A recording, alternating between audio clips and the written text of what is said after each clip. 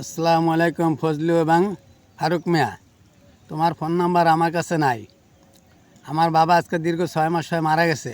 আমি অপারেশন করছিলাম। সে তোমার ভাগ্নিরে থুয়ে গেছিলো, পরে আমি নিয়ে ঢাকায় চলে গেছিলাম।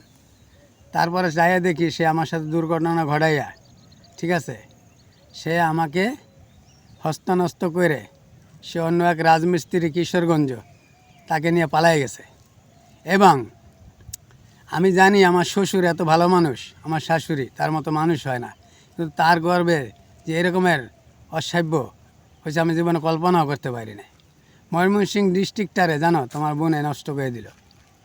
এমনকি উনি যেই খারাপ ভাষায় বকাবাজি করে আমার সঙ্গে, যা তোমাকে বুঝাইতে পারবো না, ঠিক আছে। হ্যাঁ, আমারও দোষ ছিল, আমার তার দোষ এখানে না, আমার দোষ ছিল, তা আমার চাইতে বেশি দোষ তার। সে এরকম একটা দুর্ঘটনা ঘটাইছে। হ্যাঁ, সে আমাকে মাইরা দইরা সে অস্তনস্ত কইরা, ঠিক আছে, একটা মেয়ে লোক এরকম ঘটনা ঘটাইছে। নারী জাতের সে কলঙ্ক, ঠিক আছে। হ্যাঁ, ময়মনসিংহ ডিস্ট্রিক্টে সোনাইট্টা গ্রামে তার মতো খারাপ মেয়ে আমার মনে হয় না একটাও আছে।